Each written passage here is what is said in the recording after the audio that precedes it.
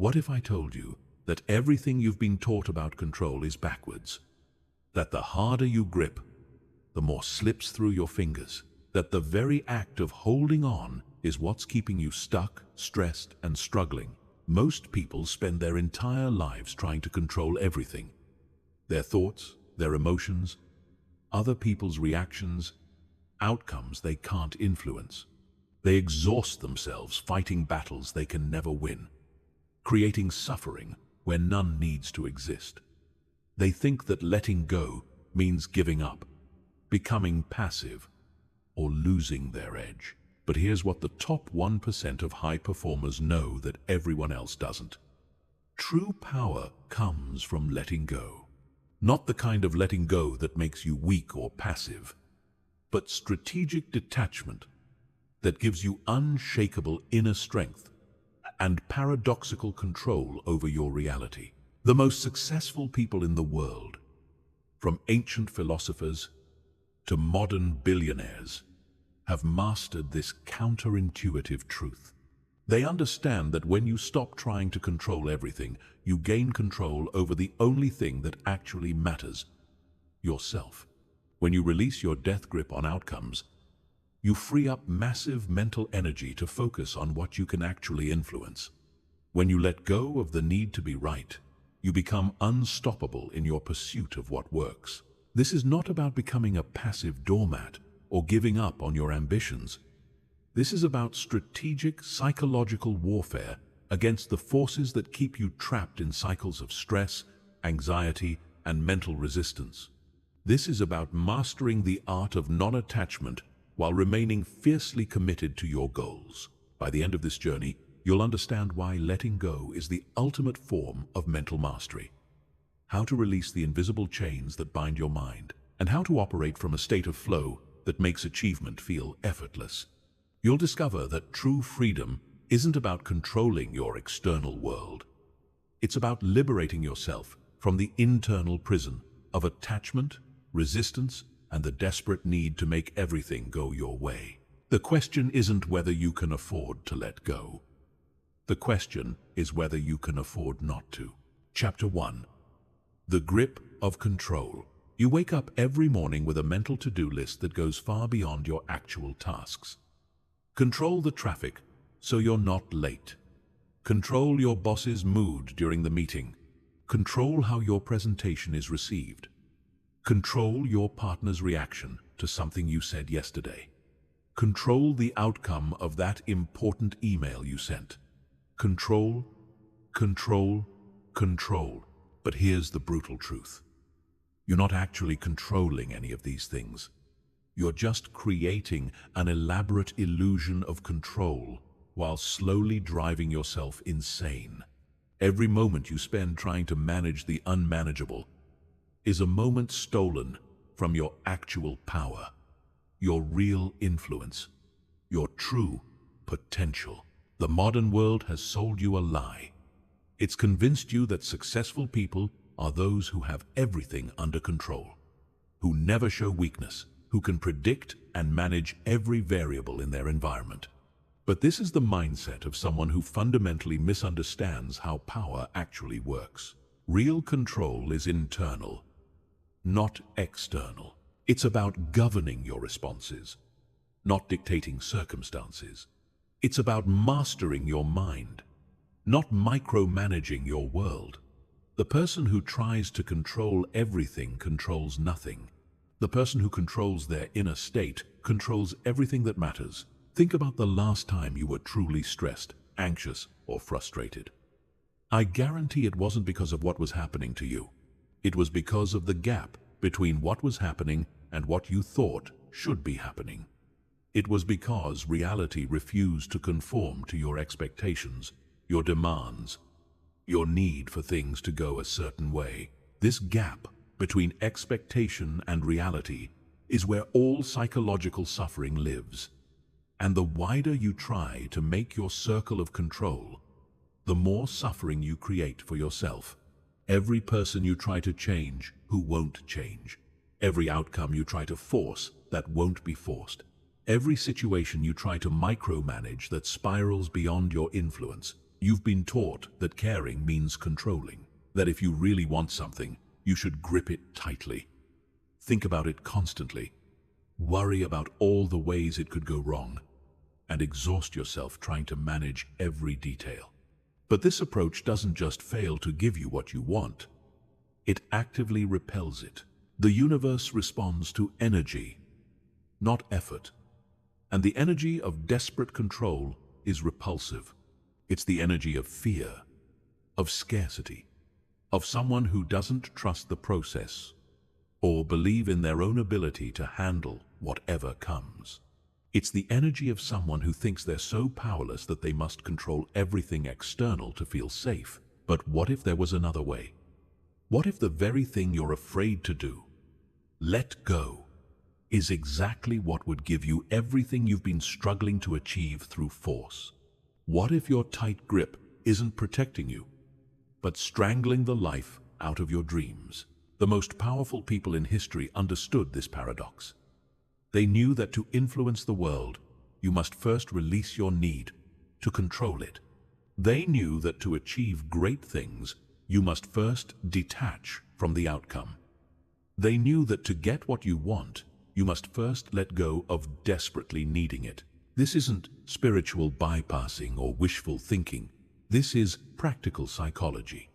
When you operate from a place of attachment and control, you make decisions from fear. You see threats everywhere. You waste energy on battles that don't matter. You miss opportunities because you're too busy trying to force other opportunities that aren't meant for you. But when you operate from detachment, you make decisions from clarity. You see possibilities where others see problems. You invest your energy only where it can create real impact. You flow with opportunities instead of fighting against the current. The first step to reclaiming your power is recognizing how much energy you're currently wasting on the illusion of control. Every minute you spend trying to manage someone else's emotions is a minute not spent mastering your own. Every hour you spend worrying about outcomes you can't influence is an hour not spent taking actions you can control. Every day you spend fighting reality is a day not spent creating the reality you actually want. Your obsession with control isn't making you powerful. It's making you powerless. It's turning you into a reactive victim of circumstances instead of a proactive creator of your experience. It's keeping you trapped in a mental prison where you're constantly at war with the world instead of in flow with it. The cage door has been open this entire time. You've just been too busy trying to control the lock to notice.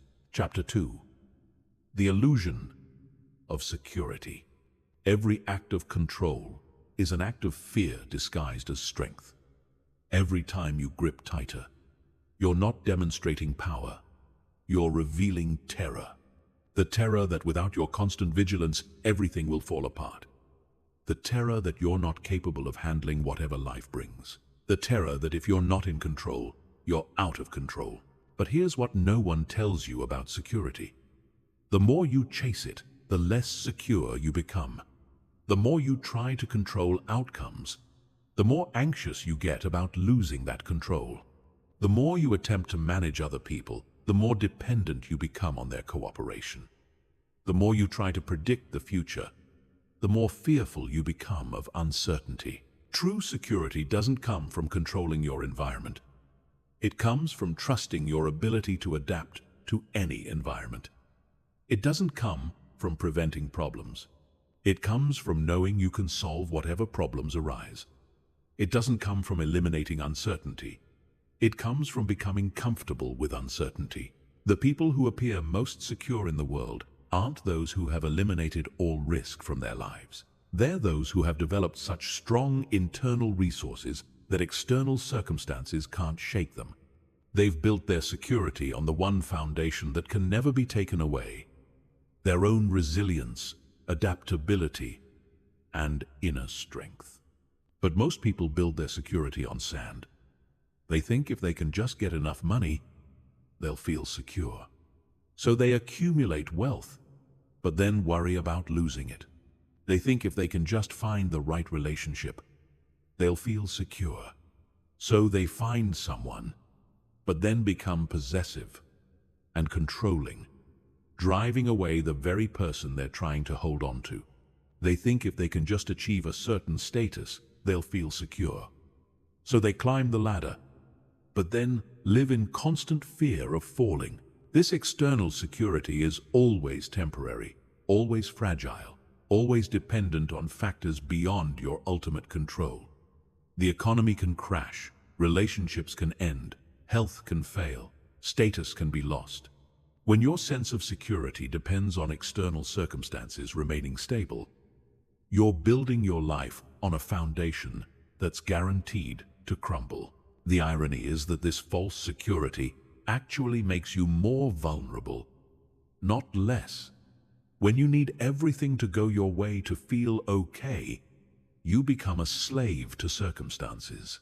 When you require other people to behave in certain ways for you to be happy, you give them all your power. When you can only function when you're in control, you become dysfunctional the moment you're not. Real security is internal. It's the unshakable knowledge that whatever happens, you'll figure it out. It's the deep confidence that comes from having survived difficulties before and knowing you can survive them again. It's the inner peace that comes from accepting that uncertainty is the only certainty, and that's perfectly fine. This kind of security can't be taken from you because it doesn't depend on anything external remaining the same. It grows stronger through challenges rather than weaker. It thrives in uncertainty rather than withering. It finds opportunity in chaos rather than just threat. But to develop this real security, you have to give up the false security of control. You have to stop trying to make the world predictable and start making yourself adaptable. You have to stop trying to eliminate risk and start building your capacity to handle risk. You have to stop demanding guarantees and start trusting your ability to navigate whatever comes. This is terrifying for most people because it means giving up the comforting illusion that you can make life safe. It means acknowledging that you're not actually in control of most of what happens to you. It means accepting that despite your best efforts, things will sometimes go wrong. People will sometimes disappoint you, and life will sometimes be unfair. But here's the liberation in this acceptance. Once you stop expecting life to be fair, controllable, and predictable, you stop being devastated when it's not. Once you accept uncertainty as natural rather than threatening, you stop wasting energy fighting against it. Once you realize that your worth isn't dependent on external outcomes, you stop needing to control those outcomes to feel valuable. The security you're seeking through control is a mirage. The more you chase it, the further it retreats. But the security that comes from inner strength, from adaptability, from trust in your own resilience, that's real. And it's available to you right now. You just have to stop looking for it in all the wrong places. The strongest people in the world aren't those who never face adversity. They're those who've learned to dance with adversity. They've discovered that true security isn't about avoiding the storm. It's about learning to find peace within it. Chapter 3. The Weight of Attachment. Imagine carrying a backpack filled with rocks. Every attachment you have to outcomes, to people behaving certain ways, to things going according to your plan, is another rock in that pack. The more attached you become, the heavier the load. The heavier the load, the slower you move. The slower you move, the less capable you are of adapting, responding, and thriving. Most people don't realize they're carrying this weight because they've been adding rocks one by one for so long that the burden feels normal.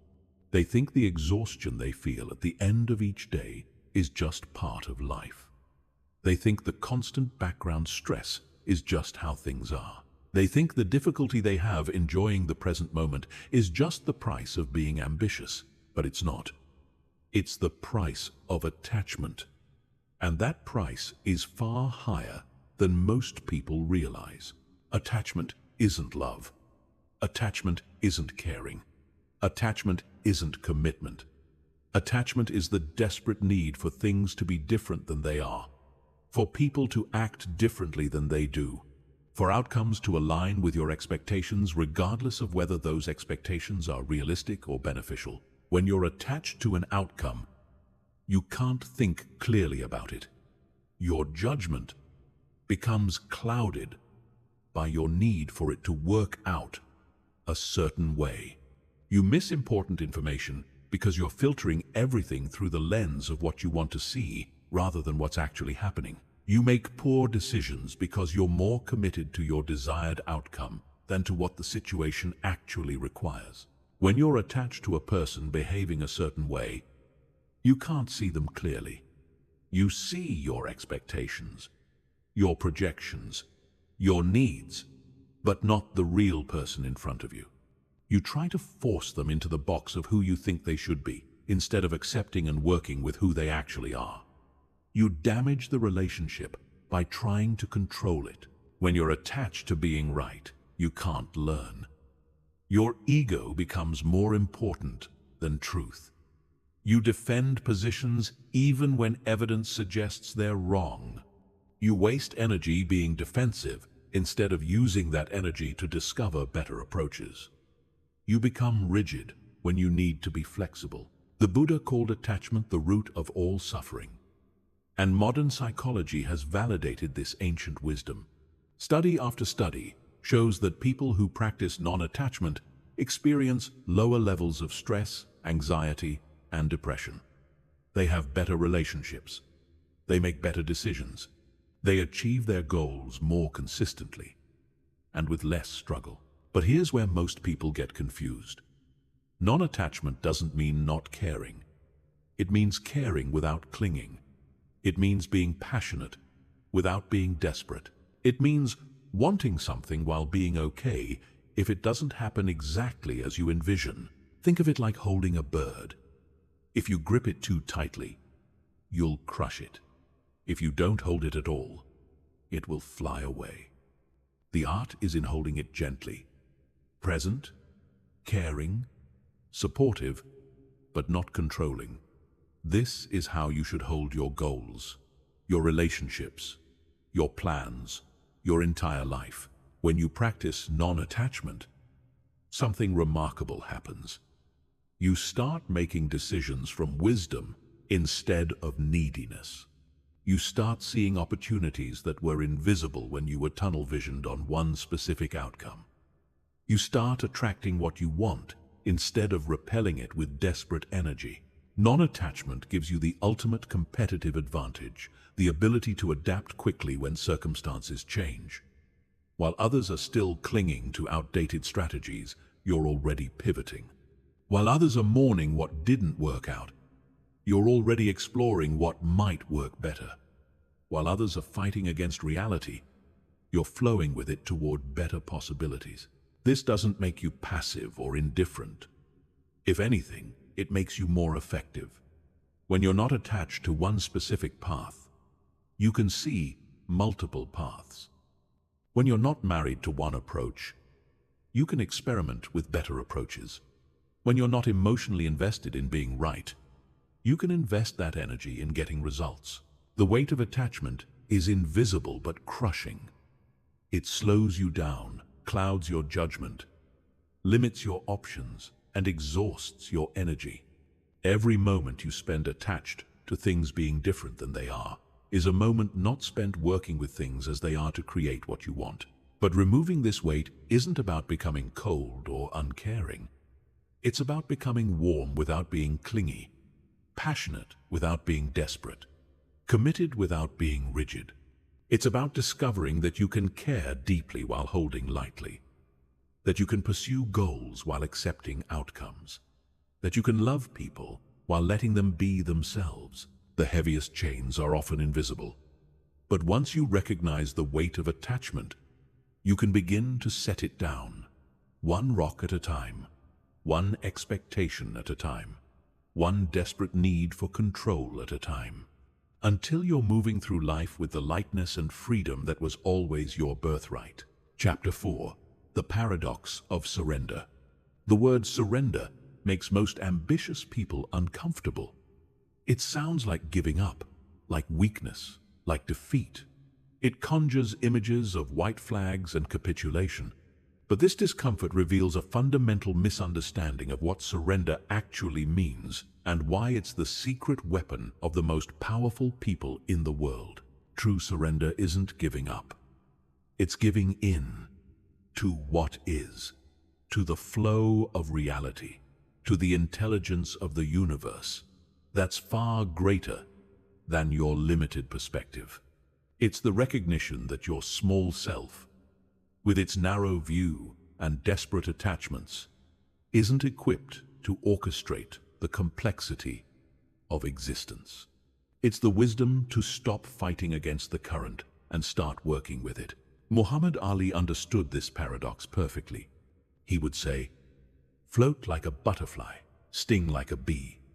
The floating was surrender, moving with the flow, staying relaxed, not fighting against his opponent's energy. The stinging was action, precise, powerful, perfectly timed. He didn't surrender his goal of winning. He surrendered his attachment to fighting in a rigid, forced way. And this made him unstoppable. The greatest entrepreneurs understand this too.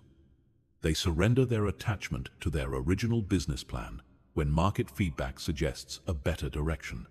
They don't surrender their vision of success, but they surrender their stubborn insistence on one path to that success. This flexibility, this willingness to surrender control while maintaining direction, is what allows them to build empires while others build elaborate failures. Strategic surrender is perhaps the most misunderstood concept in personal development. People think it means becoming passive, but actually, it requires tremendous activity. People think it means having no goals, but actually, it allows you to pursue goals more effectively. People think it means not caring about outcomes, but actually, it means caring more about results than about being right. When you surrender, you don't give up your power. You stop wasting your power on battles you can't win, so you can focus it on battles you can. You don't become weak. You become strong enough to bend without breaking. You don't lose control. You gain control over the one thing that actually matters, your response to whatever happens. This is the paradox that confuses most people. Surrender gives you more control, not less. When you stop trying to control everything external, you gain complete control over everything internal. When you stop demanding that the world conform to your expectations, you gain the power to respond to the world as it actually is. When you stop fighting against reality, you gain the energy to shape the parts of reality that are actually malleable. But surrender requires courage, not cowardice. It takes tremendous strength to let go when every instinct is telling you to hold on tighter. It takes enormous faith to trust the process when you can't see the whole picture. It takes incredible wisdom to distinguish between what you can control and what you can't, and to pour your energy only into the former. The mind resists surrender because it's been trained to equate control with safety. It thinks that if you're not constantly managing, monitoring, and manipulating, everything will fall apart. But this is like thinking that if you stop trying to control the weather, the sun will stop rising. The universe operated quite well before you arrived, and it will continue operating according to laws and principles far more sophisticated than your personal preferences. What you resist persists. What you fight against grows stronger. What you try to control through force becomes more uncontrollable. But what you surrender to has no power over you because you're no longer giving it power through your resistance. When you stop pushing against a door marked pull, it opens effortlessly. This doesn't mean becoming passive or fatalistic. It means becoming responsive rather than reactive. It means moving from a place of wisdom rather than panic. It means acting from your highest self rather than your most fearful self. It means making decisions based on what will actually work rather than what you desperately want to work. The strongest trees are those that bend in the wind rather than trying to stand rigidly against it. The most powerful martial artists are those who use their opponent's force against them rather than meeting force with force. The most successful people are those who flow with circumstances while staying true to their deeper purposes. Surrender is not the opposite of action. It's the foundation of effective action. When you surrender your attachment to how things should unfold, you become available to how they actually can unfold. When you surrender your insistence on being in control, you become capable of true influence. When you surrender your desperate need for specific outcomes, you become magnetic to better outcomes than you could have imagined. The paradox of surrender is that you get what you want by letting go of needing it. You gain control by releasing control. You become powerful by admitting powerlessness over things beyond your influence. This isn't a mystical concept. It's a practical strategy that works because it aligns you with reality rather than against it. Chapter 5. Breaking the chains of expectation. Every expectation you carry is a chain around your mind. Some chains are so familiar you don't even notice them anymore. Others are so tight they're cutting off circulation to your happiness, your peace, your ability to see clearly. But all of them are self-imposed, and all of them can be removed the moment you decide you've carried them long enough. Expectations are premeditated resentments. They're setups for disappointment. They're demands you place on reality without reality's consent. And they're one of the primary sources of human suffering. Not because bad things happen, but because things happen differently than you expected them to. Your expectations about how your day should go, how people should treat you, how hard things should be, how quickly you should progress, how others should respond to your efforts, how fair life should be, how much control you should have. Each expectation is a story you've written about how reality should unfold. And when reality refuses to follow your script, you suffer. But here's the trap most people fall into. They think the solution is to have better expectations, more realistic expectations, lower expectations. They think if they can just calibrate their expectations properly, they'll be happy. But this misses the deeper point. The problem isn't what you expect. It's that you're expecting at all. Expectations are just thoughts about the future disguised as facts. They're your imagination pretending to be prediction. They're your preferences masquerading as requirements. And when you treat them as anything more than what they are, temporary mental constructs, you give them power over your peace of mind. The most liberated people in the world have learned to prefer without expecting. They can want something deeply while being completely okay if it doesn't happen. They can work toward goals without being attached to timelines. They can have standards without demanding that reality meet those standards on their schedule. This isn't about becoming pessimistic or not having goals. It's about holding those goals lightly rather than gripping them desperately. It's about being committed to the process rather than obsessed with specific outcomes. It's about wanting things to work out while being genuinely okay if they work out differently than you planned. When you release expectations, you don't lose motivation. You gain freedom. You're no longer trapped by arbitrary timelines you've imposed on yourself. You're no longer devastated when people don't read your mind and behave exactly as you hoped. You're no longer thrown off course when circumstances change or challenges arise. Instead, you become curious about what will actually happen, rather than stressed about what should happen. You become interested in reality as it unfolds, rather than frustrated with reality as it differs from your fantasy. You become available to opportunities you couldn't see when you were tunnel-visioned on one specific expectation. The person who expects nothing is disappointed by nothing and delighted by everything. They find joy in surprises because they weren't demanding that life be predictable. They find strength in challenges because they weren't expecting everything to be easy. They find wisdom in setbacks because they weren't demanding that everything go according to plan. But releasing expectations doesn't mean having no standards or accepting mediocrity. It means separating your standards for yourself from your demands on reality. You can maintain high standards for your own behavior, effort, and integrity, while releasing demands about how quickly things should progress, how people should respond, or how circumstances should unfold. The difference between a standard and an expectation is crucial. A standard is internal. It's about how you choose to show up regardless of external circumstances. An expectation is external. It's about how you demand the world shows up for you. Standards empower you because they're within your control. Expectations disempower you because they're about things beyond your control.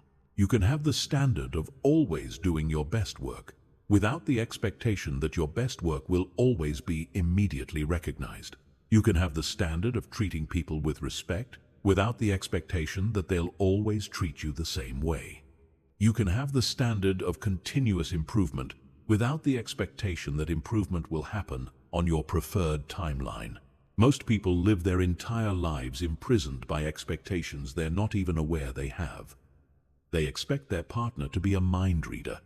They expect their boss to appreciate them in exactly the way they want to be appreciated. They expect traffic to cooperate with their schedule. They expect technology to work perfectly. They expect their bodies to feel great every day. They expect other people to have the same values, priorities, and communication styles they have. These unconscious expectations create a constant state of low-level frustration because reality rarely cooperates with demands it never agreed to meet. But when you bring these expectations into consciousness, you can examine them. Are they reasonable? Are they helpful? Are they within anyone's actual control? Are they creating suffering without creating benefit? The chains of expectation are often invisible, but they're not unbreakable. Every expectation you release is a step toward freedom. Every demand you drop is a weight off your shoulders. Every should you let go of is space you create for what actually is. And what actually is, when you're not busy fighting it, is often far more interesting, useful, and beautiful than anything you could have expected. Chapter 6. The Art of Emotional Detachment. Most people confuse emotional detachment with emotional numbness, and this confusion keeps them trapped in cycles of reactive suffering. They think that to be detached means to not feel, to not care, to become some kind of robotic version of themselves. But true emotional detachment is the opposite of numbness. It's the ultimate emotional intelligence. Emotional detachment doesn't mean you don't feel emotions. It means you feel them without being controlled by them. It means you experience them without identifying with them. It means you acknowledge them without being defined by them. It's the difference between saying, "I am angry," and "I am experiencing anger." One makes you the emotion. The other makes you the observer of the emotion. When you're emotionally attached, you're at the mercy of every feeling that arises. Someone criticizes you, and you're devastated. Someone ignores you, and you're furious. Something doesn't go according to plan, and you're anxious. You're like a leaf blown around by every emotional wind, with no stability, no center, no capacity to respond rather than react. But when you develop emotional detachment, you become like a mountain. The storms of emotion can rage around you, but they don't move you. You feel the rain of sadness, the lightning of anger, the wind of fear, but you remain grounded in your deeper self. You experience the weather without becoming the weather. This isn't about suppressing emotions or pretending they don't exist. Suppression is the opposite of detachment. When you suppress an emotion, you're still controlled by it, just in a different way. You're using enormous energy to push it down, to hide from it, to avoid feeling it. This creates internal pressure that eventually explodes in unhealthy ways. Detachment is about feeling the emotion fully while maintaining your perspective about it. It's about experiencing anger without becoming an angry person. It's about feeling fear without making fear-based decisions. It's about acknowledging sadness without letting sadness define your reality. The key to emotional detachment is understanding that emotions are temporary visitors, not permanent residents. They arise, peak, and pass away, if you let them. But most people don't let them. They grab onto emotions and hold them, especially negative ones. They replay the situation that triggered the anger. They ruminate on the thoughts that created the anxiety. They feed the emotions with attention and story until a temporary feeling becomes a persistent state. Emotional detachment is the practice of experiencing emotions without feeding them. You feel the anger, acknowledge it, perhaps even thank it for the information it's providing about your boundaries or values. And then you let it move through you. You don't suppress it, but you also don't indulge it. You treat it like weather, something to be aware of, but not something to be controlled by. This practice revolutionizes your relationships. When someone says something that normally would trigger you, you can feel the trigger without being triggered. You can notice the emotional reaction arising without having to act on it. You can respond from your wisdom rather than react from your wounds. You can stay present with the person instead of disappearing into your emotional story about what just happened. It also revolutionizes your decision-making.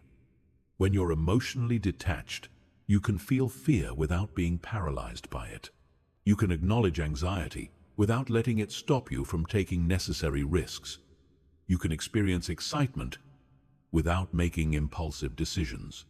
You can feel love without becoming possessive or desperate. The practice of emotional detachment begins with awareness. Most people are so identified with their emotions that they don't even notice when they're having them. They just suddenly find themselves angry, sad, or anxious without any conscious recognition of the transition. Developing emotional awareness is like developing an early warning system that alerts you when emotions are arising. Once you're aware of emotions as they arise, the next step is to create space between you and the emotion. This space can be as simple as taking 3 deep breaths before responding to something that triggered you. It can be saying to yourself, "I notice I'm feeling angry right now," instead of, "I am angry."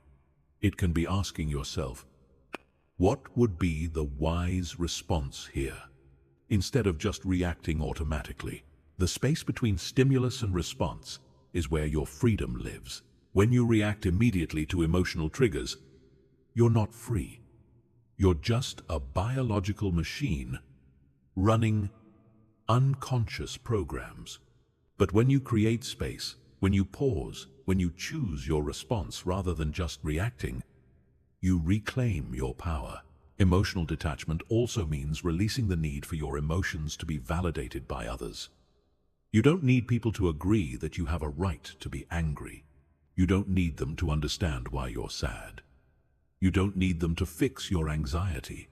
Your emotions are your responsibility, your experience, your information system. When you stop needing external validation for your internal experience, you become emotionally self-sufficient. This doesn't make you cold or uncaring. If anything, it makes you more capable of genuine caring, because you're no longer so caught up in your own emotional drama that you can't see other people clearly. When you're not desperately trying to manage your own emotional reactions, you have space to actually be present with others in theirs. Emotional detachment is one of the most powerful forms of letting go, because emotions are one of the primary ways we stay attached to outcomes, to people, to situations that aren't serving us. When you can feel without clinging, experience without being controlled, acknowledge without being defined, you gain a level of inner freedom that makes everything else in life easier. The goal isn't to become emotionally numb. The goal is to become emotionally intelligent, to feel deeply while thinking clearly, to experience fully while remaining centered, to be human while staying wise, to care without being controlled by your caring. Chapter 7. Releasing the need to be right. There's a war happening in most people's minds every day. And it's not the war you think it is. It's not the war between good and evil, or success and failure, or love and fear. It's the war between being right and being effective. And most people choose being right every single time, even when it destroys their relationships, limits their growth, and keeps them stuck in patterns that don't serve them. The need to be right is one of the most insidious forms of attachment because it disguises itself as virtue. It feels good to be right. It feels important. It feels like you're standing up for truth, for justice, for what matters. But underneath this noble facade is usually just ego. The desperate need to protect your self-image, to avoid the discomfort of being wrong, to maintain the illusion that you know more than you actually do. Being right becomes an addiction. Every time you prove someone else wrong, you get a hit of superiority. Every time you defend your position successfully, you feel a surge of validation. Every time you resist admitting you were mistaken, you maintain the comfortable illusion that you're smarter, better informed, more logical than the people around you. But like all addictions, this one comes with a devastating cost. The cost of needing to be right is that you stop learning. When you're more committed to defending your position than to discovering the truth, you become closed to new information. You filter out data that contradicts your beliefs. You dismiss perspectives that challenge your assumptions. You surround yourself with people who agree with you and avoid those who might expand your thinking. This creates what psychologists call confirmation bias, the tendency to seek out information that confirms what you already believe, while ignoring information that contradicts it. You're not actually thinking anymore. You're just collecting evidence to support predetermined conclusions. You're not growing. You're just reinforcing existing limitations. The need to be right also destroys relationships. Think about the last argument you had with someone close to you. How much of that argument was really about solving the problem? And how much was about proving you were right? How much energy went into understanding their perspective, and how much went into defending your own? How much focus was on finding a solution that worked for both of you, and how much was on winning? When you're attached to being right, you can't really listen to other people. You're too busy formulating your rebuttal to actually hear what they're saying. You're too invested in your own perspective to genuinely consider theirs. You turn conversations into competitions and relationships into battlegrounds where someone has to lose for you to win. But here's what most people don't realize. You can be right and still be wrong. You can have all the facts on your side and still be approaching the situation in a way that doesn't work. You can win the argument and lose the relationship. You can prove your point and miss the point entirely. The most successful people in the world have learned to hold their opinions lightly. They have strong beliefs, but they're not attached to those beliefs. They're committed to what works, not to what they've always thought. They're interested in results, not in being right. And this flexibility, this willingness to be wrong, is what allows them to adapt, grow, and succeed where more rigid people fail. Steve Jobs was famous for changing his mind completely when presented with better information. He would argue passionately for one approach in a meeting, then completely reverse his position if someone showed him a better way. He wasn't wishy-washy. He was committed to the best idea, regardless of whose idea it was, or whether it contradicted what he'd said before. This is the difference between strong opinions, loosely held, and weak opinions, tightly held. Weak people cling to their opinions because those opinions are part of their identity. Strong people hold their opinions lightly because their identity is based on something deeper than being right about any particular issue. Releasing the need to be right doesn't mean becoming wishy-washy or having no convictions. It means being more committed to truth than to your current understanding of truth. It means being more interested in what works than in what you've always believed. It means being willing to be wrong about small things so you can be right about big things. The practice of releasing this need begins with curiosity. Instead of trying to prove your point, try to understand the other person's point.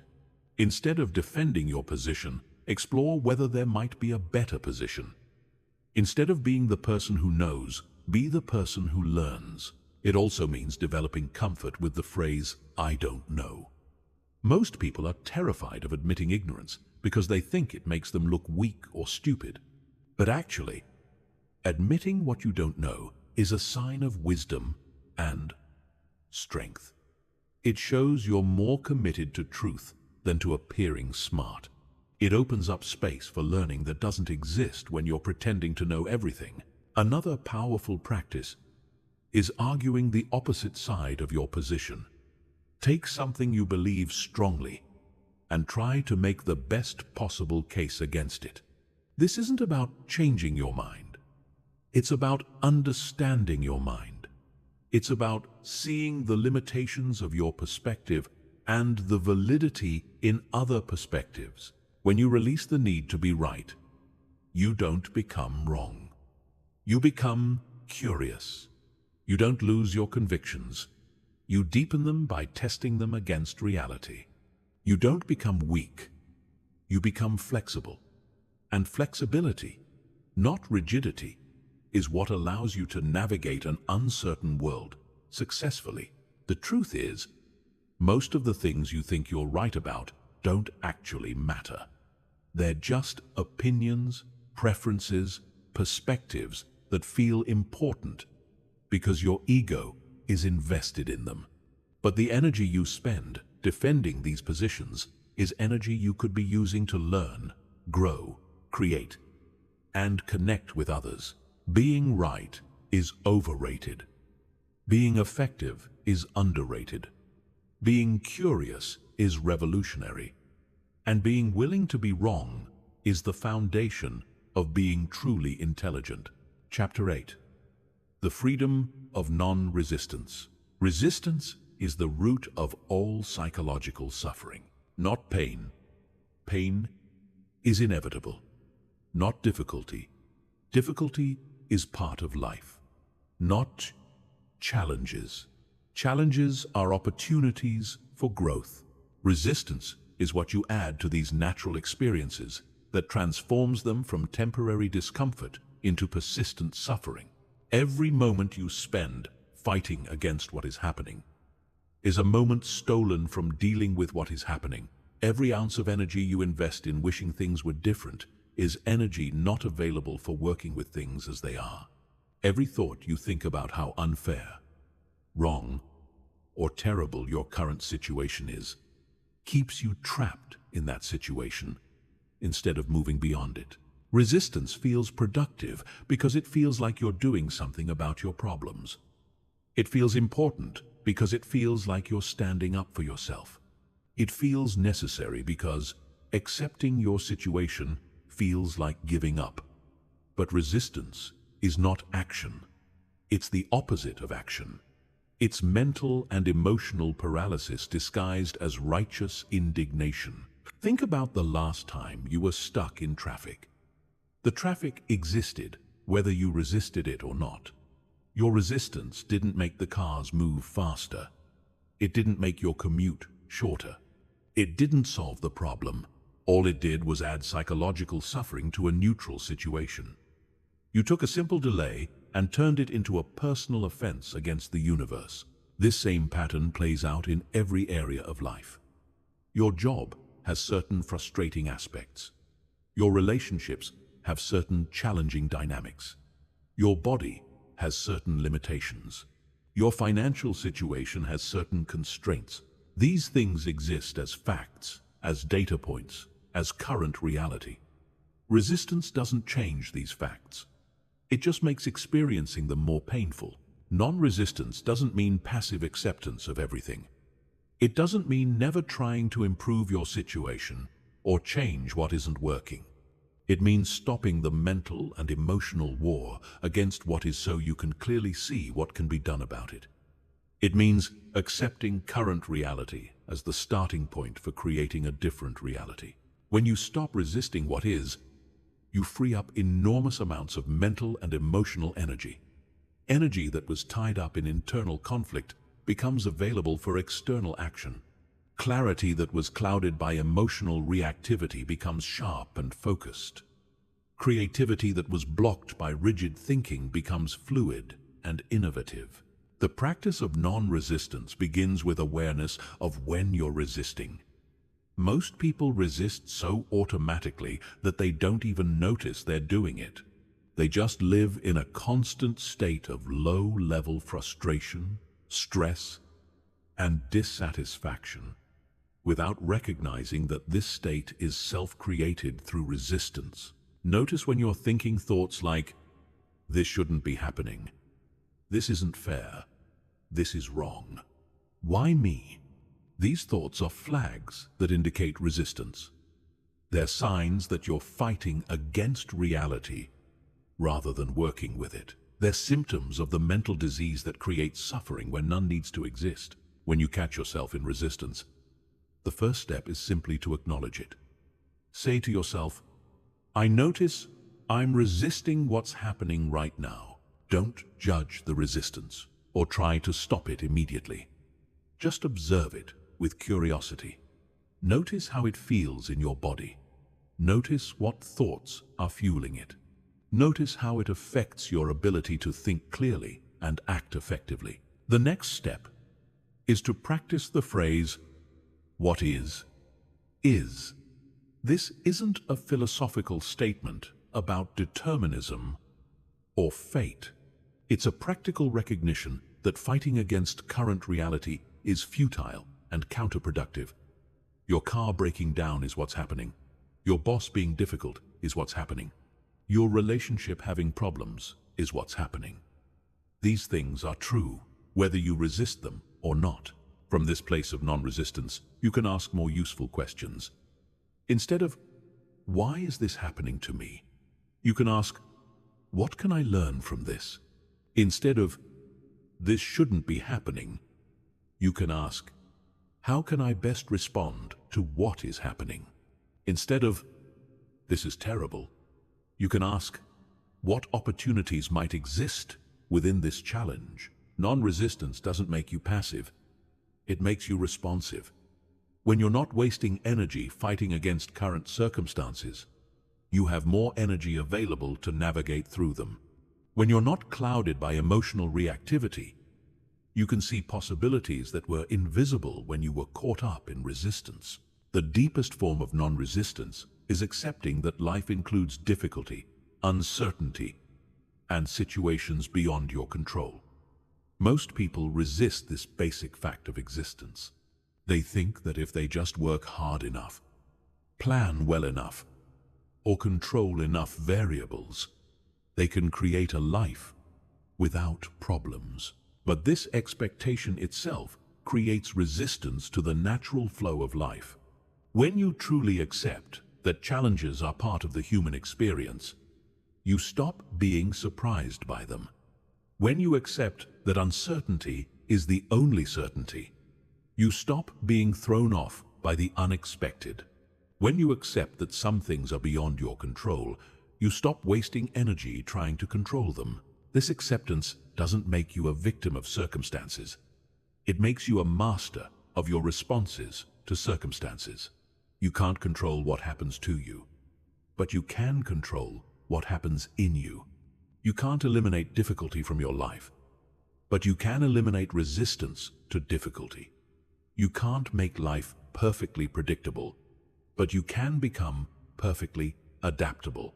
The freedom of non-resistance is the freedom to experience life as it is, rather than suffering over how you think it should be. It's the freedom to move with the current instead of exhausting yourself swimming against it. It's the freedom to find peace within any storm because you're no longer fighting the storm, you're dancing with it.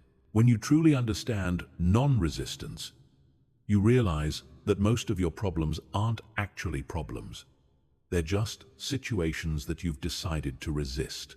And the moment you stop resisting, the problem often dissolves, leaving only a situation that can be navigated, learned from, or transcended. Chapter 9. Mastering the Art of Flow. Flow is what happens when resistance disappears and you align with the natural rhythm of life. It's the state athletes call being in the zone, where performance becomes effortless and time seems to either slow down or speed up. It's what musicians experience when they're so absorbed in playing that the boundary between them and the music dissolves. It's what you feel when you're so engaged in an activity that self-consciousness vanishes and you become one with what you're doing. Most people experience flow accidentally and rarely. They remember moments when everything seemed to click, when they felt completely alive and engaged, when challenges felt exciting rather than overwhelming. But they don't understand how to access this state consistently because they don't understand what creates it or what blocks it. Flow is your natural state, when you're not interfering with yourself. It's what emerges when you stop trying to control outcomes and start trusting the process. It's what happens when you release the internal resistance that creates friction and struggle. It's what flows naturally when you get out of your own way. The biggest obstacle to flow is self-consciousness, the part of your mind that's constantly monitoring, judging, and commenting on your performance. This internal critic creates a split between the doer and the observer, between the self that's engaged in the activity and the self that's watching and evaluating. This split creates friction, tension, and the kind of mental noise that blocks flow. When you're in flow, this split disappears. There's no separate self watching and judging. There's just pure engagement, total absorption, complete presence. You're not thinking about how you're doing. You're just doing. You're not worried about the outcome. You're completely focused on the process. You're not trying to perform. You're simply performing. This state is accessible to anyone in any activity, but it requires specific conditions. First, the challenge level must match your skill level. If the challenge is too easy, you become bored. If it's too difficult, you become anxious. Flow happens in the sweet spot, where the challenge stretches you just enough to require your full attention without overwhelming your capabilities. Second, you need clear goals and immediate feedback. Flow requires knowing what you're trying to accomplish and being able to tell moment by moment whether you're succeeding. This doesn't mean the goals have to be externally imposed or that the feedback has to come from others. But there needs to be some way to gauge progress and adjust course in real time. Third, you need complete concentration. Flow is impossible when your attention is scattered or divided. It requires bringing all of your focus to the present moment and the task at hand. This means eliminating distractions, both external and internal. It means training your mind to be fully where you are instead of somewhere else. The practice of cultivating flow begins with choosing activities that naturally engage you. What kinds of tasks or challenges draw you in so completely that you lose track of time? What activities make you feel most alive and energized? What kinds of work feel more like play? These are clues to your personal flow triggers. Once you've identified potential flow activities, you can structure them to maximize the conditions for flow. Adjust the difficulty level to match your current abilities. Set clear, specific goals for each session. Create an environment that minimizes distractions.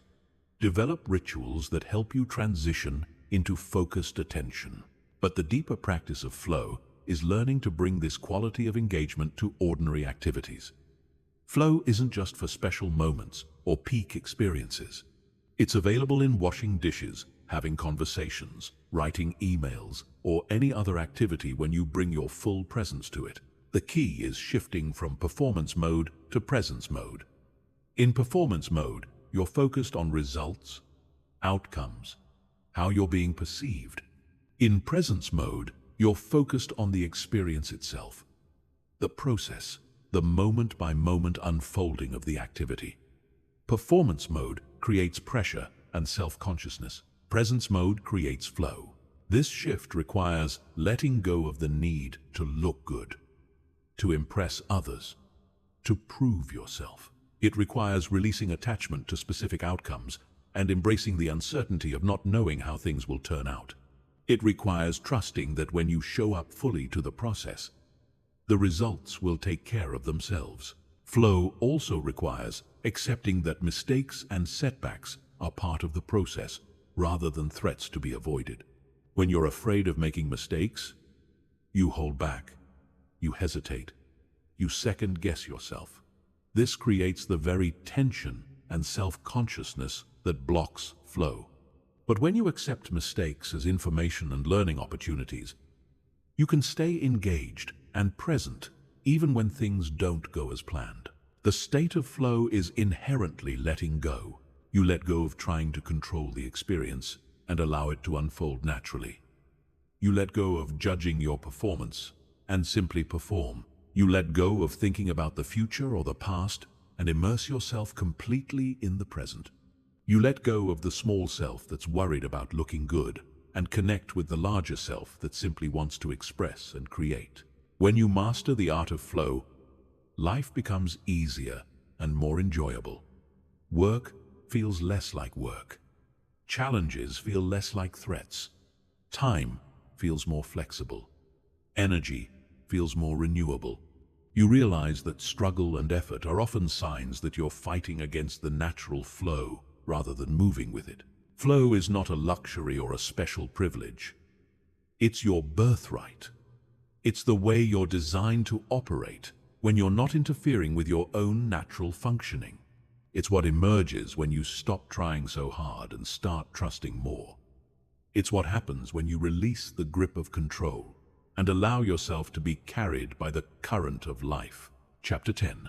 The Power of Present Moment Awareness. The present moment is the only place where life actually exists, yet most people spend almost no time there. They live in their thoughts about the past, replaying conversations, analyzing mistakes, reliving old hurts, or they live in their thoughts about the future, worrying about what might happen, planning for contingencies, trying to predict and control outcomes that may never occur.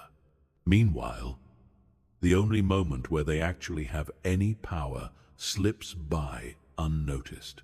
This constant mental time travel isn't just a harmless distraction. It's the source of most psychological suffering. When you're thinking about the past, you often experience regret, resentment, or nostalgia. Emotions about things that no longer exist. When you're thinking about the future, you often experience anxiety, anticipation, or worry. Emotions about things that don't yet exist and may never exist. Either way, you're suffering over things that aren't actually happening right now. The present moment, by contrast, is almost always manageable. Right now, as you're reading this, you're probably not in any immediate danger. You're not facing any crisis that requires urgent action. You have air to breathe, a place to sit or stand, the ability to see these words. The present moment, stripped of the stories your mind tells about it, is usually neutral or even pleasant. But your mind rarely lets you experience the present moment directly. It's constantly interpreting, analyzing, comparing, judging. It takes the simple experience of now and layers it with meaning, context, implications, and emotional reactions. It turns a moment of sitting quietly into a story about how you should be doing something more productive. It turns a conversation with a friend into an analysis of what they really meant and how you should have responded differently. Present moment awareness is the practice of experiencing life directly rather than through the filter of mental commentary. It's the ability to be here now without the constant narration, interpretation, and evaluation that usually accompanies experience. It's the skill of pure perception, of simply being with what is without, immediately needing to understand, categorize, or change it. This isn't about emptying your mind or stopping all thoughts. That's neither possible nor necessary. It's about changing your relationship to thoughts and mental activity. Instead of being consumed by thoughts, you become aware of them. Instead of believing every thought that arises, you observe them with curiosity and discernment. Instead of being lost in mental stories, you recognize them as mental activity rather than reality. The practice begins with simply noticing when you're not present.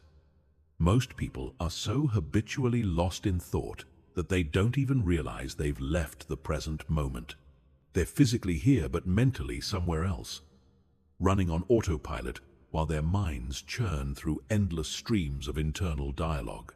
Start paying attention to where your mind goes. Notice when you're replaying yesterday's meeting instead of experiencing today's weather. Notice when you're worrying about next week's presentation instead of tasting your current meal. Notice when you're analyzing your relationship instead of enjoying your partner's presence. Simply becoming aware of mental time travel is the first step towards spending more time in the present. When you catch your mind wandering, don't judge it or try to force it back. Simply acknowledge where it went and gently return your attention to the present moment. You can anchor your awareness in physical sensations, the feeling of your feet on the ground, the rhythm of your breathing, the temperature of the air on your skin. These physical anchors are always available and always happening now. You can also use your senses as gateways to presence. What do you actually see right now? Not what you think about what you see, but the raw visual data. What do you hear without labeling or interpreting the sounds? What do you smell, taste, or feel without immediately creating a story about these sensations? Present moment awareness dissolves many forms of suffering because most suffering exists in the gap between what is and what you think should be. When you're fully present, there's no gap. There's just what is. There's no resistance, because resistance requires a story about why what's happening shouldn't be happening. There's no anxiety, because anxiety requires projecting current concerns into imaginary futures. This doesn't mean becoming passive or stopping all planning and reflection. Present moment awareness actually makes thinking more effective because you can choose when to think, rather than being at the mercy of compulsive mental activity. You can engage with thoughts about the past when that's useful and practical, then return to the present. You can plan for the future when planning is called for, then come back to now. The quality of your life is determined by the quality of your presence. When you're truly present, ordinary experiences become extraordinary. A simple conversation becomes deeply meaningful. A walk in nature becomes profoundly peaceful. Even mundane activities like washing dishes or folding laundry can become meditative and satisfying when you bring your full attention to them. Present moment awareness also enhances your effectiveness because you can only take action in the present. All the thinking about what you should have done differently or what you need to do later is just mental activity. Action happens now, Decisions happen now. Life happens now. When you're present, you're available to life. When you're lost in thought, you're missing it. The deepest letting go is letting go of the compulsive need to be somewhere other than where you are. Sometime other than now. Someone other than who you are in this moment. Present moment awareness is the practice of being fully here, fully now, fully yourself, without resistance or reservation. It's the foundation of all peace, all wisdom, all genuine happiness. When you master present moment awareness, you realize that you've been searching everywhere for what was available all along. The peace you seek, the fulfillment you crave, the aliveness you desire, it's all here now, waiting for you to arrive. Chapter 11. Transforming relationships through detachment. Every relationship in your life is shaped by your level of attachment and need for control. The tighter you grip, the more distance you create. The more you try to change someone, the more they resist changing. The more you need them to be different than they are, the less capable you become of loving who they actually are. This isn't a philosophical concept. It's practical psychology that plays out in every interaction you have. Most people approach relationships with an unconscious agenda. They want their partner to make them feel secure, loved, and validated. They want their friends to always be available and supportive. They want their family members to approve of their choices and understand their perspective. They want their colleagues to appreciate their contributions and treat them with respect. These wants seem reasonable, even natural, but they transform relationships from connections into contracts. When you enter a relationship with an agenda, you're not really seeing the other person. You're seeing your needs, your expectations, your projections of what they should provide for you. You're relating to your idea of who they should be, rather than accepting who they actually are. This creates a fundamental dishonesty in the relationship because you're pretending to love them while actually trying to change them. The paradox of relationships is that the more you need someone to be different, the less likely they are to change in the direction you want. People can sense when they're being manipulated, controlled, or conditionally accepted, even when it's done with good intentions. This sensing creates resistance, defensiveness, and often rebellion against the very changes you're hoping to see. But when you practice detachment in relationships, something remarkable happens. You stop trying to get something from the other person and start simply enjoying who they are. You stop needing them to validate you and start validating yourself. You stop requiring them to make you happy and start taking responsibility for your own happiness. This shift transforms the entire dynamic. Detachment in relationships doesn't mean not caring. It means caring without clinging. It means loving without possessing. It means supporting without rescuing. It means being present without being needy. It means offering yourself fully while expecting nothing in return. This might sound like a recipe for being taken advantage of, but actually, it's the foundation of the most fulfilling relationships possible. When you're detached, you can love people for who they are rather than for what they do for you. You can appreciate their unique qualities instead of focusing on how they fall short of your expectations. You can support their growth without trying to direct it. You can enjoy their presence without desperately needing their attention. You can care about their well-being without taking responsibility for their choices. This shift requires releasing several common relationship patterns. First, you have to release the need to be right in every disagreement. Most relationship conflicts aren't really about the surface issue being discussed. They're about the underlying need to be seen, heard, understood, and validated. When you stop needing to win arguments and start seeking to understand perspectives, conflicts transform from battles into opportunities for deeper connection. Second, you have to release the need to fix or save the other person. Many people are attracted to relationships where they can play the role of rescuer, helper, or teacher. This feels good to the ego because it creates a sense of being needed and superior. But it also creates dependency and resentment. True love means trusting people to handle their own lives, learn their own lessons, and make their own mistakes. Third, you have to release the need for constant reassurance and validation.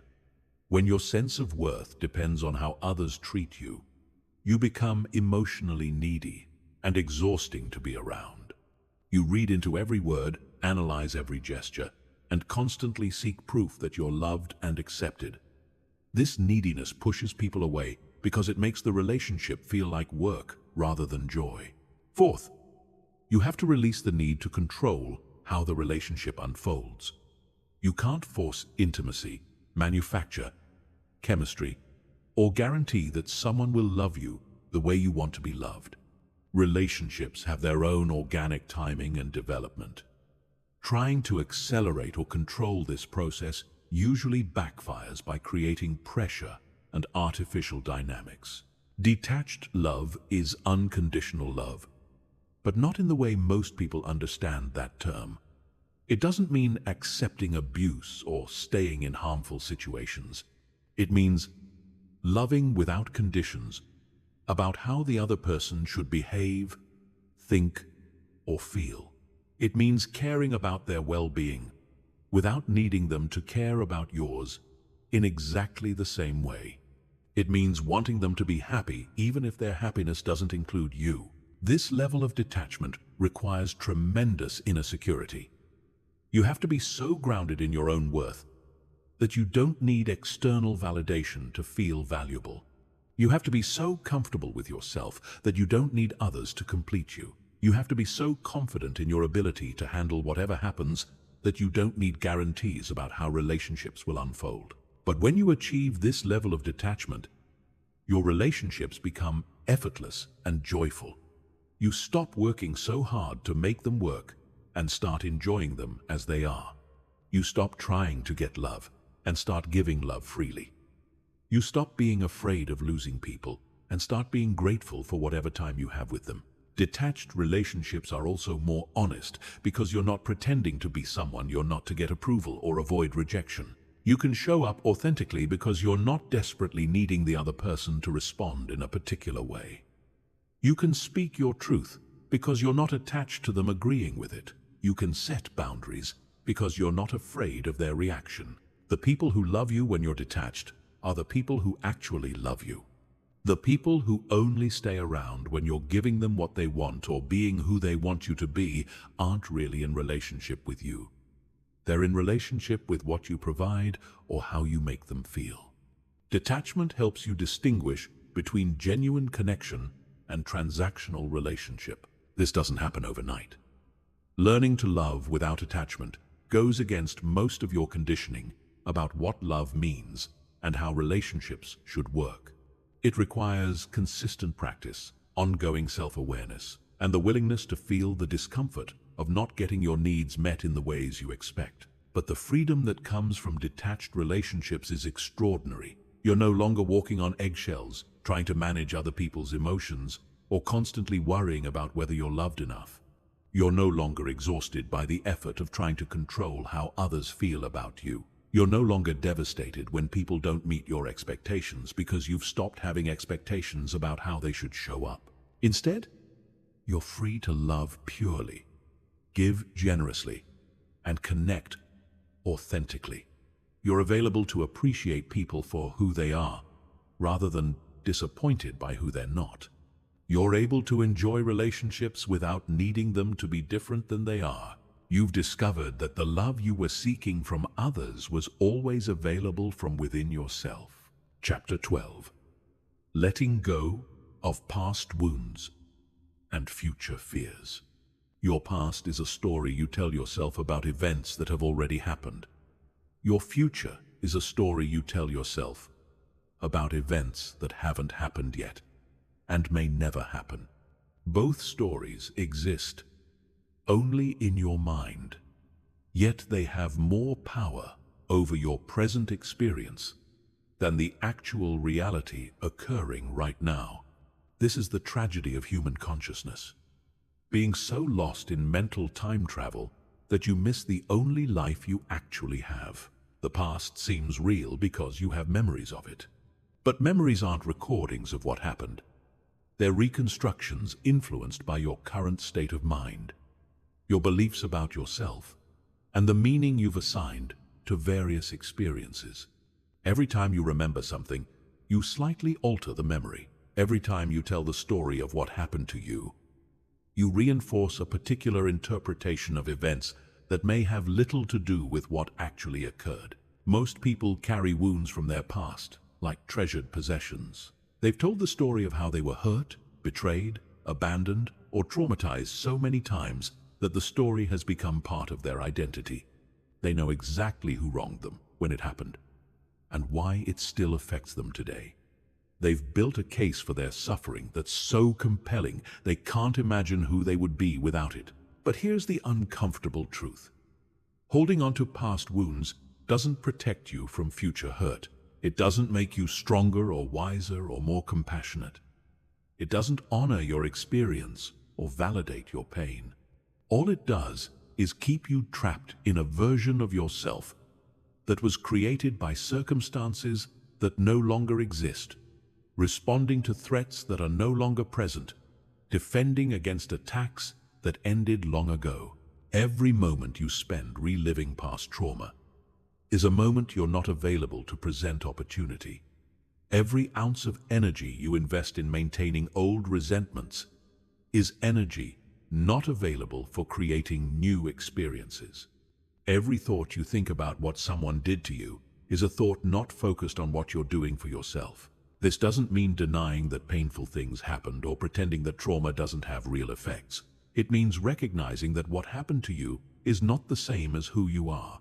It means understanding that your past experiences, no matter how significant, don't have to determine your future possibilities. It means choosing to be shaped by your wisdom rather than defined by your wounds.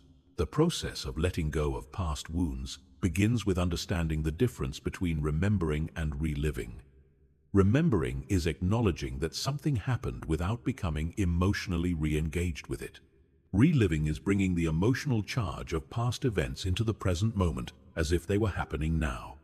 Most people think they're just remembering, but they're actually reliving the same emotional experience over and over again.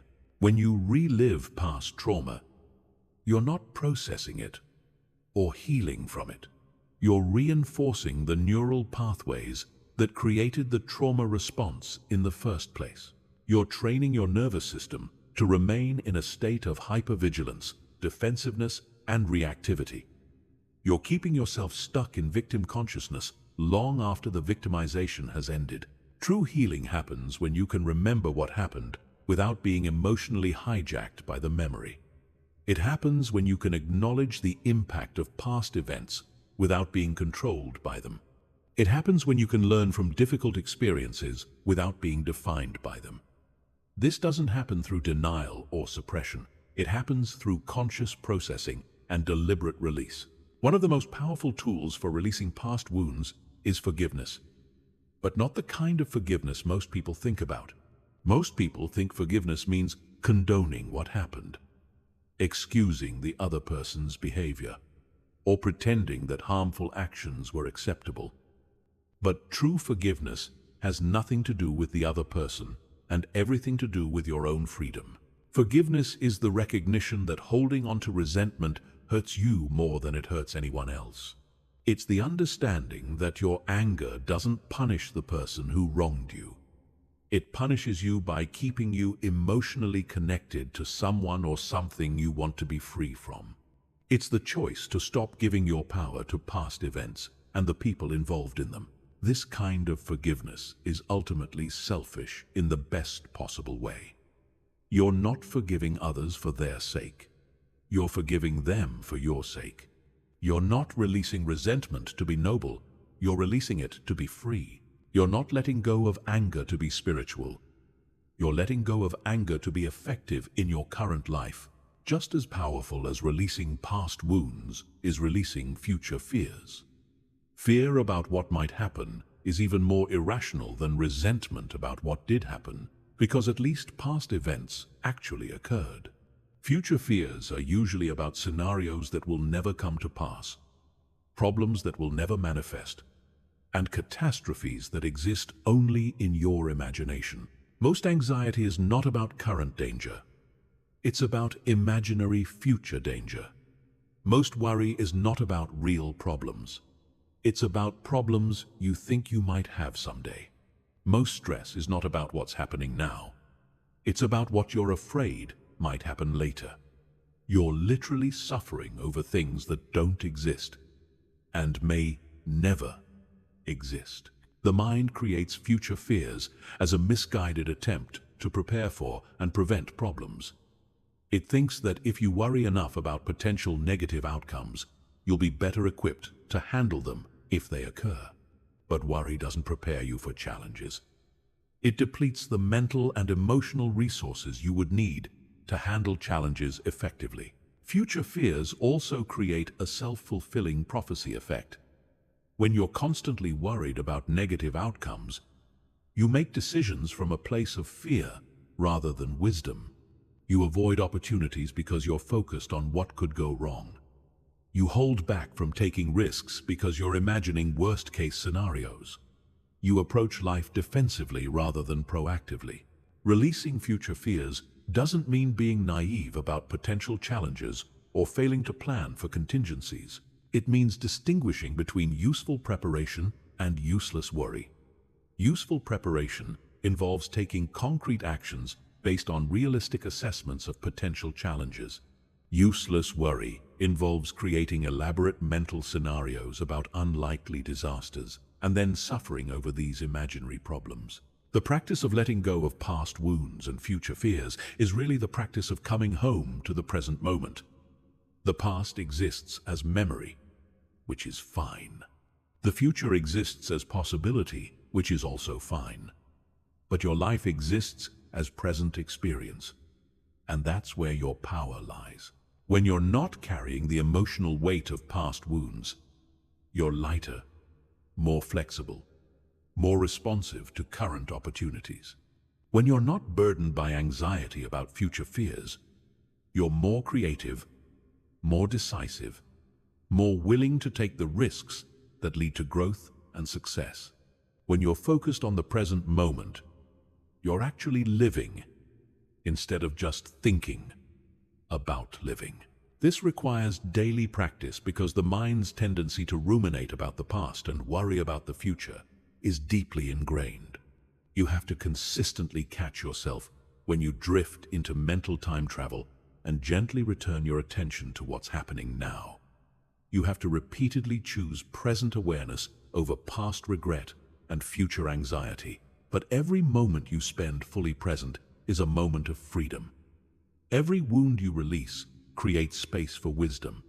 Every fear you let go creates room for possibility. You begin to realize that most of your suffering was optional, created by your attachment to stories about events that weren't actually happening in the present moment. The person you become when you're not weighed down by past wounds and future fears is lighter, more joyful, more effective, and more alive. You discover that underneath all the mental drama about what was and what might be, there's a deeper self that's perfectly fine right now. This self doesn't need the past to be different or the future to be guaranteed. This self is available to life as it's actually unfolding, moment by moment, breath by breath. Chapter 13. The liberation of non-identification. Who you think you are is not who you actually are. The person you believe yourself to be, with all their history, limitations, preferences, and characteristics, is just a story, a collection of thoughts and memories that you've mistaken for your true identity. This misidentification is one of the most fundamental sources of human suffering and the greatest barrier to genuine freedom. Most people are completely identified with their thoughts, emotions, body, roles, and personal history. They think, I am angry, instead of anger is arising. They think I am a failure instead of I had an experience of failing at something. They think I am old instead of this body is aging. They think I am my job instead of I perform a certain function for income. This identification creates a rigid sense of self that's constantly threatened and needs constant defense. When you're identified with your thoughts, you have to defend your opinions as if they were parts of your body. When you're identified with your emotions, you become their victim rather than their observer.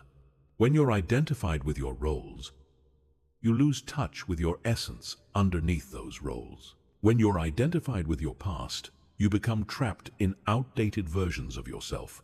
This identification creates what psychologists call the ego, not in the Freudian sense, but in the spiritual and psychological sense of a false self that's constructed from mental concepts rather than grounded in authentic being. The ego is always under threat because it's built on thoughts and ideas that can be challenged, changed, or contradicted by reality. The ego needs constant validation because it's not actually real. It needs to be right because being wrong threatens its existence. It needs to be special because ordinariness suggests it's not important. It needs to be in control because uncertainty reveals its powerlessness. It needs to be permanent because change threatens its continuity. These needs create the endless seeking, striving, and struggling that characterize most people's lives. But underneath this constructed identity is your true self, the awareness that observes thoughts without being thoughts, the consciousness that experiences emotions without being emotions, the being that exists independently of any mental content or external circumstances. This true self is always present, always stable, always at peace because it's not dependent on anything that can be gained or lost. The practice of non-identification is learning to recognize yourself as the observer rather than the observed. You are not your thoughts. You are the awareness that notices thoughts arising and passing away. You are not your emotions. You are the space in which emotions appear and dissolve. You are not your body. You are the consciousness that inhabits the body. You are not your roles. You are the being that plays various roles.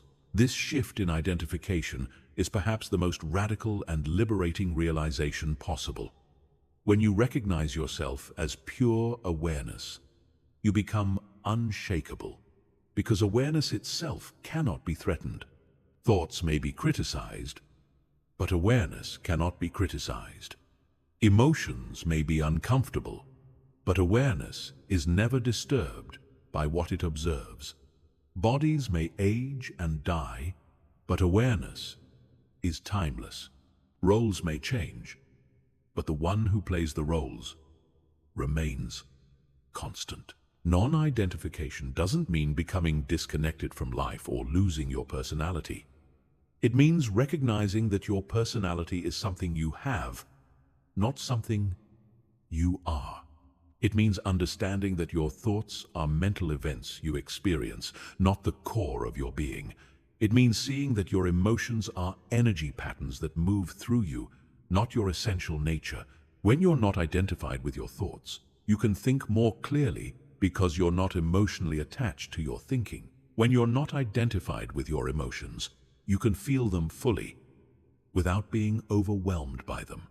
When you're not identified with your roles, you can play them more effectively because you're not trapped by them. When you're not identified with your past, you can learn from it without being limited by it. This liberation allows you to respond to life from your deepest wisdom rather than react from your conditioned patterns. You can make decisions based on what's actually needed in the situation rather than what your ego thinks it needs to maintain its image. You can love others without the desperate need to be loved in return, because your sense of worth isn't dependent on external validation. The practice of non-identification begins with self-observation. Start noticing the difference between the thinker and the thoughts, the feeler and the feelings, the actor and the actions.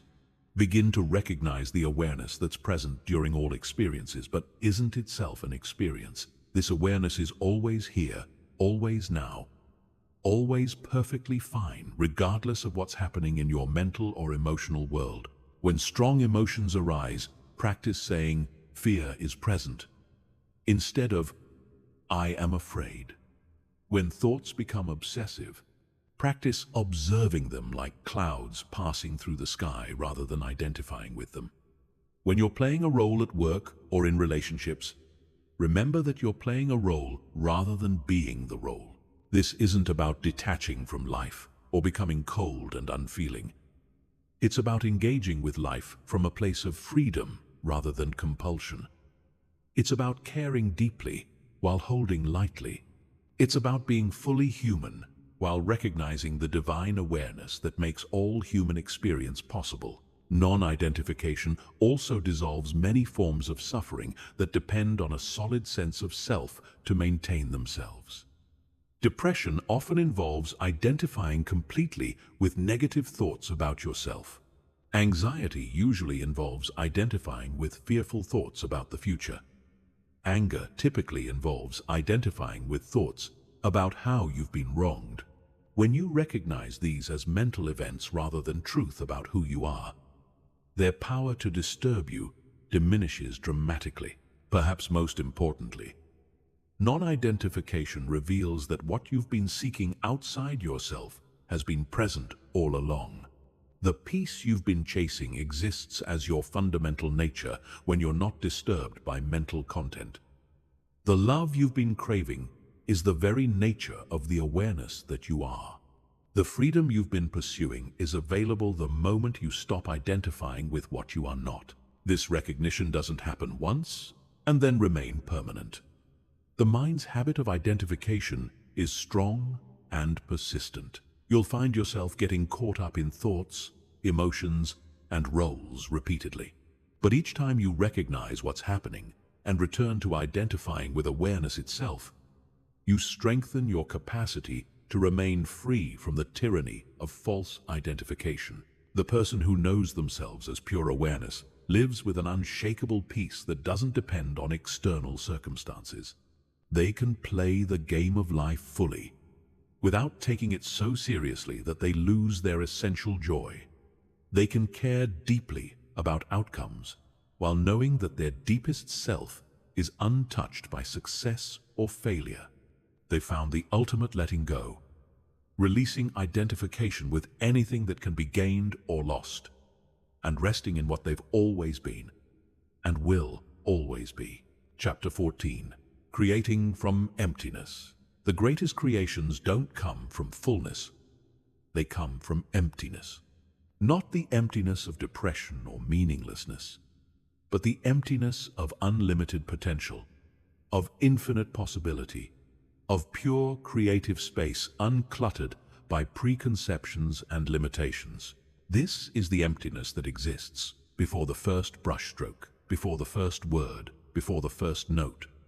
It's the fertile void from which all genuine creativity emerges. Most people approach creativity from a place of fullness. Fullness of ideas, plans, expectations, and intentions. They think they need to know exactly what they want to create before they begin creating. They believe they need a clear vision, a detailed plan, a guaranteed outcome. But this approach often produces forced, contrived, or derivative work because it's coming from the mind's attempt to control the creative process rather than from the source of true inspiration. Real creativity requires letting go of the need to know what you're creating before you create it.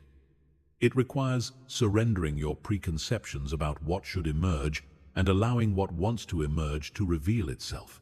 It requires trusting the creative process more than your ideas about the creative process. It requires becoming empty enough that something genuinely new can come through you. This emptiness isn't passive or lazy. It's actively receptive, dynamically open, intelligently responsive. It's the emptiness of a perfectly tuned instrument waiting to be played, of fertile soil ready to receive seeds, of clear space available for whatever wants to manifest. It's empty of your agenda but full of potential. When you create from emptiness, you're not trying to express yourself. You're allowing something to express itself through you. You're not imposing your will on the creative medium. You're collaborating with the intelligence that flows through all creative work. You're not manufacturing something from your personal storehouse of ideas. You're serving as a conduit for something larger than your individual consciousness. This requires enormous trust because you're letting go of the illusion that you're in control of the creative process. You're acknowledging that your best ideas don't come from thinking harder, but from thinking less. You're recognizing that your most profound insights don't come from analyzing more, but from analyzing less. You're admitting that your greatest breakthroughs don't come from forcing solutions, but from allowing solutions to arise. The fear of emptiness keeps most people from accessing their deepest creativity. They're afraid that if they let go of their ideas and plans, nothing will come. They're terrified that if they stop trying to be creative, creativity will abandon them. They're convinced that if they're not constantly generating and controlling, they'll be left with nothing to offer. But this fear is based on a fundamental misunderstanding of how creativity actually works. True creativity doesn't come from your personal mind trying to produce something new. It comes from your personal mind getting out of the way long enough for the universal creative intelligence to flow through you. Your job isn't to create. It's to remove the obstacles to creation. The primary obstacle to creation is the mind's tendency to judge, compare, and evaluate what's emerging before it's fully emerged. You start writing a sentence and immediately critique it. You begin a painting and instantly compare it to other paintings you've seen. You play a few notes and immediately judge whether they're good enough. This premature evaluation kills creativity in its infancy. Creating from emptiness means suspending judgment during the creative process. It means allowing whatever wants to emerge without immediately evaluating its worth. It means being curious about what's happening rather than critical of what's happening. It means trusting that the time for evaluation will come later, after the creative energy has been allowed to express itself fully. This approach revolutionizes not just artistic creativity, but every form of innovation and problem solving. When you approach business challenges from emptiness, you're open to solutions you never would have considered from your limited perspective. When you approach relationship difficulties from emptiness, you're available to insights that can't be forced through analysis. When you approach life decisions from emptiness, you're receptive to guidance that doesn't come from mental calculation. Creating from emptiness also means letting go of attachment to outcomes. When you're attached to creating something specific, you limit the creative process to your current understanding and imagination.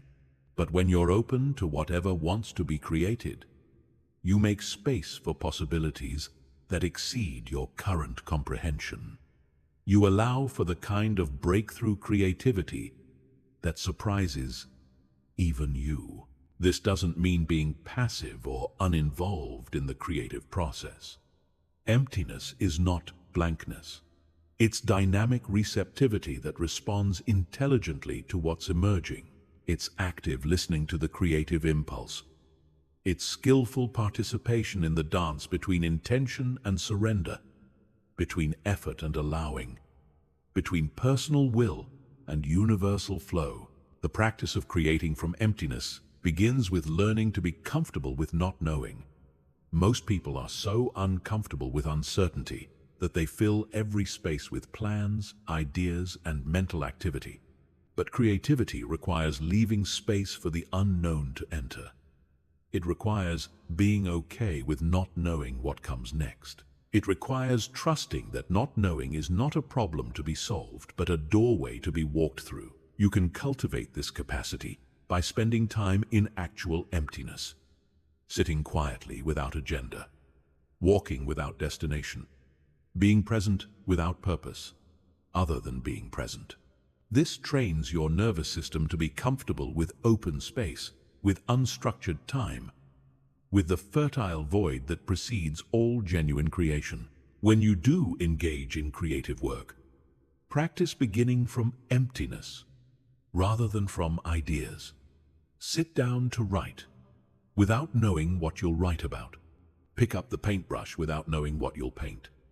Start the conversation without knowing where it will lead. Allow the first moment of creative engagement to inform the second moment, and the second to inform the third, without imposing a predetermined direction on the process.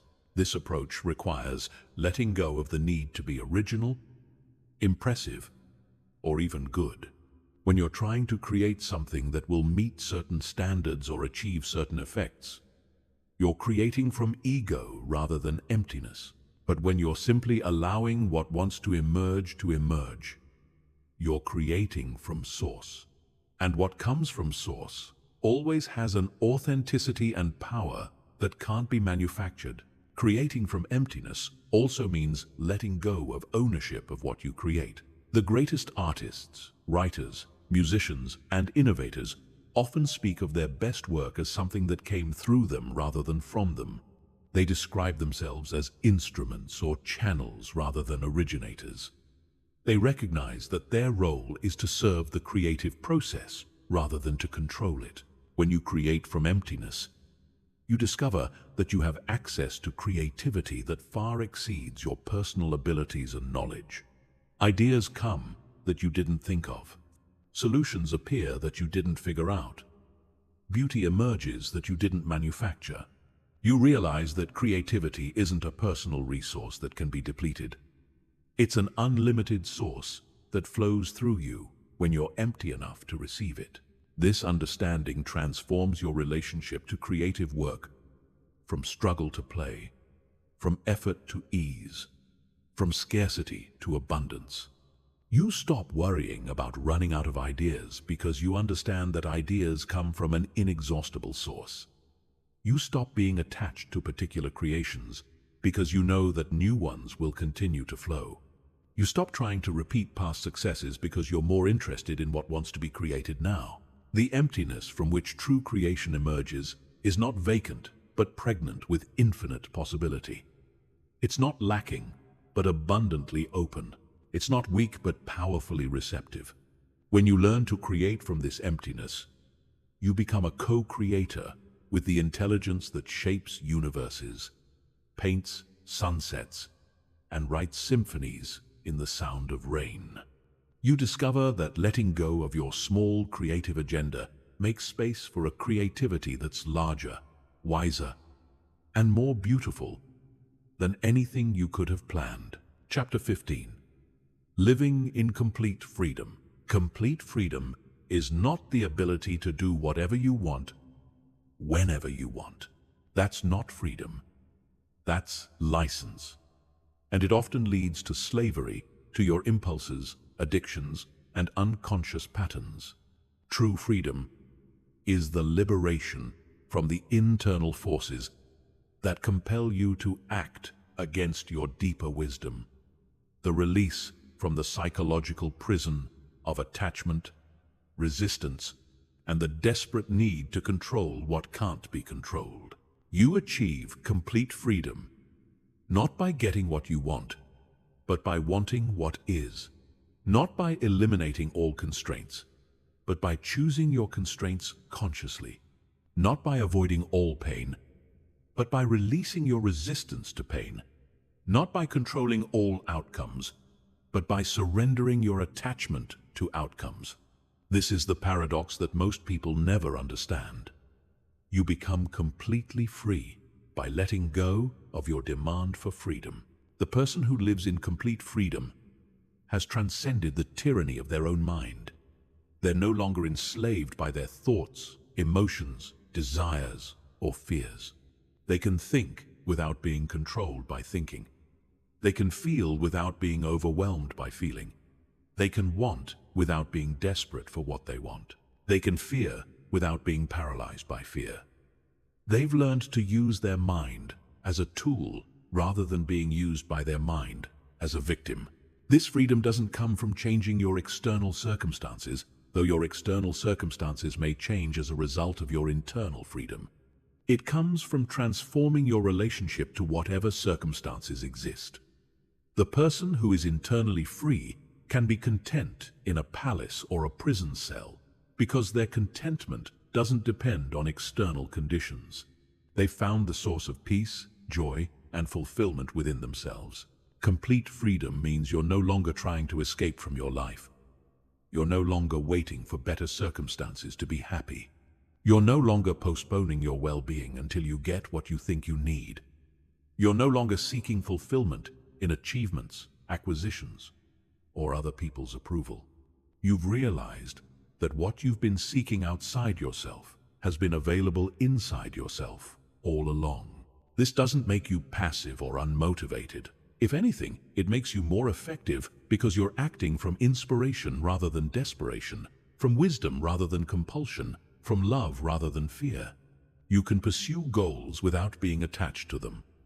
You can work toward outcomes without being controlled by your need for those outcomes. You can care deeply about things without being destroyed if they don't work out as you hoped. The completely free person has learned to find joy in the process rather than only in results. They can enjoy the journey regardless of the destination. They can appreciate what is while working toward what could be. They can be fully present to their current experience while remaining open to new possibilities. They've discovered that happiness is not a goal to be achieved, but a natural state to be uncovered. Living in complete freedom requires releasing all the strategies you've used to try to make yourself feel secure, valuable, and loved. Most people spend their entire lives trying to prove their worth through achievement, accumulation, or approval seeking. But the completely free person has realized that their worth is inherent, not earned. They don't need to prove anything to anyone, including themselves. This recognition eliminates the exhausting effort of trying to be someone other than who you are. You stop trying to impress people, manage their opinions of you, or hide aspects of yourself that you think are unacceptable. You can be authentic because you're not seeking validation. You can be vulnerable because you're not protecting an image. You can be honest because you're not afraid of rejection. Complete freedom also means releasing the need to understand everything, control everything, or have everything work out according to your plans. You become comfortable with mystery, uncertainty, and the unknown. You trust that life is unfolding intelligently even when you can't see the larger pattern. You're willing to not know what comes next because you're confident in your ability to respond wisely to whatever does come next. The free person has made peace with impermanence. They don't suffer over the fact that all things change because they understand that change is the nature of existence. They don't cling to pleasant experiences or resist unpleasant ones because they know that both are temporary. They've learned to flow with the constant flux of life rather than fighting against it. This acceptance of impermanence paradoxically allows you to enjoy life more fully. When you're not trying to make moments last forever, you can be completely present to them while they're happening. When you're not resisting change, you can appreciate the beauty in each phase of life's unfolding. When you're not afraid of endings, you can fully engage with beginnings. Complete freedom is also freedom from the need to be special, important, or significant in the eyes of others. You can be ordinary without feeling diminished. You can live a simple life without feeling like you're missing out. You can contribute to the world without needing recognition for your contributions. You've discovered that true significance comes from being authentically yourself, not from being better than others. The path to complete freedom requires surrendering everything you think you are and everything you think you need. This is terrifying for the ego because it means the death of the false self you've spent your whole life constructing and defending. But this death is not real death. It's awakening to the deathless awareness that you've always been underneath all your identifications and attachments. When you live in complete freedom, Every day becomes an adventure because you're not trying to control what happens. Every moment becomes interesting because you're not comparing it to other moments. Every experience becomes valuable because you're not judging whether it's good or bad. Every person becomes fascinating because you're not projecting your needs and expectations onto them. This freedom is available to you right now. It doesn't require years of spiritual practice, extensive therapy, or dramatic life changes, though any of these might be helpful. It simply requires the recognition that what you've been seeking has never been absent. The peace you crave is present when you stop disturbing it with resistance. The love you desire is available when you stop demanding it from others. The freedom you seek is yours when you stop trying to escape from what is. The completely free person has realized the ultimate truth. There is nothing to get, nowhere to go, no one to become. Everything you need for complete fulfillment is present in this moment when you stop needing this moment to be different than it is. This doesn't make you passive. It makes you present. This doesn't make you resigned. It makes you responsive. This doesn't make you empty. It makes you whole. You are already free. You have always been free. You will always be free. The only thing that creates the experience of bondage is forgetting this truth. The moment you remember who you really are underneath all your stories, identifications, and attachments, you step into the complete freedom that has been waiting for you all along. The prison door was never locked. You were just so busy trying to escape that you never thought to simply open it and walk out. This is the power of letting go. It reveals that what you thought you were holding on to was actually holding on to you. When you release your grip on what you thought you needed for freedom, you discover that freedom was never dependent on anything you could grasp. It's what remains when you stop grasping. It's what emerges when you stop resisting. It's what you are when you stop trying to be something else.